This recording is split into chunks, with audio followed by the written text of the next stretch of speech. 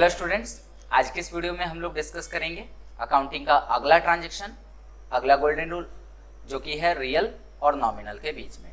इसकी पहले क्लास में मैंने आपको समझाया था कि अगर कोई ट्रांजैक्शन रियल और रियल अकाउंट के बीच में होता है, अगर कोई भी ट्रांजैक्शन ऐसा है जिसमें रियल और रियल अकाउंट है, तो वहाँ पे क्या रूल लगेगा। मैं आशा करता हूँ कि आपने वो वीडियो देख ली होगी और तब आप इस वीडियो में आए होंगे। तो आज की इस वीडियो में मैं आपको डिस्कस करने जा रहा हूँ कि कोई ट्रांजैक्शन अगर रियल और नॉमिनल के बीच में हो रहा है तो उसके लिए कौन सा रूल लगेगा और उसके क्वेश्चंस को हम कैसे सॉल्व करेंगे।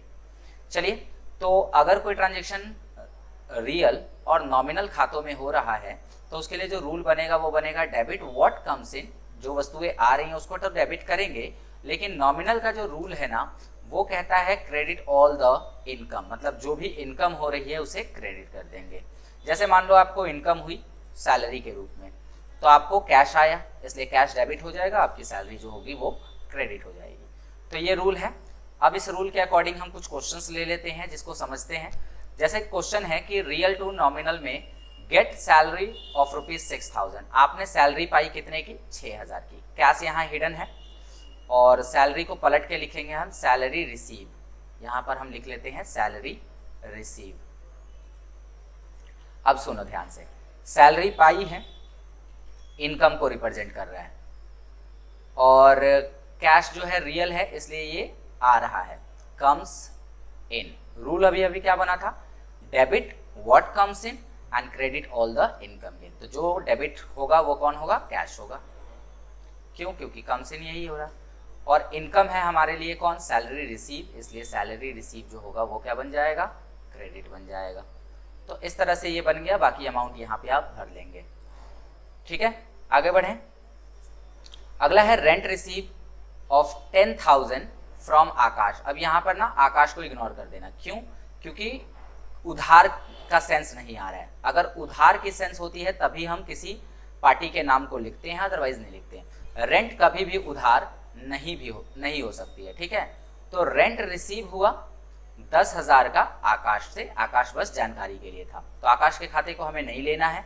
हम लेंगे एक कैश का खाता और एक लेंगे रेंट रिसीव का खाता। सिमिलरली कैश आ रहा है इसलिए कैश का खाता क्या हो जाएगा? डेबिट हो जाएगा।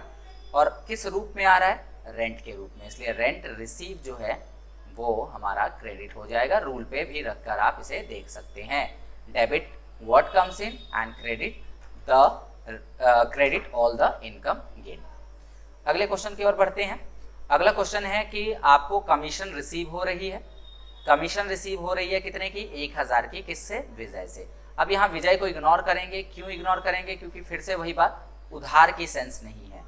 उधार तभी होगा जब हम किसी से सामान खरीदें या बेचें, उधार में पैसे लें या पैसे उधार में दें, तभी हम नाम का यूज करते हैं। अदरवाइज रेंट रिसीव करने में, सैलरी रिसीव करने में, इन जगहों पर हम नाम का प्रयोग नहीं कर सकते हैं क्योंकि उधार की सेंस नहीं बन रही है। ठीक है, अब देखो फिर से क्या बनेगा?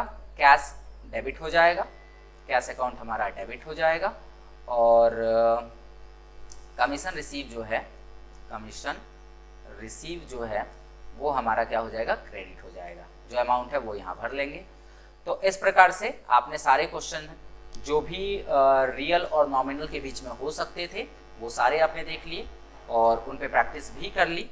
तो आशा करता हूँ कि आपको ये वीडियो अच्छे से क्लियर हुई होगी। इसके पहले की सारी वीडियोस आपने देख ली होगी, मैं ये भी मान के चलता हूँ। तो चलिए फिर मिलते हैं आपसे अगले वीडियो में।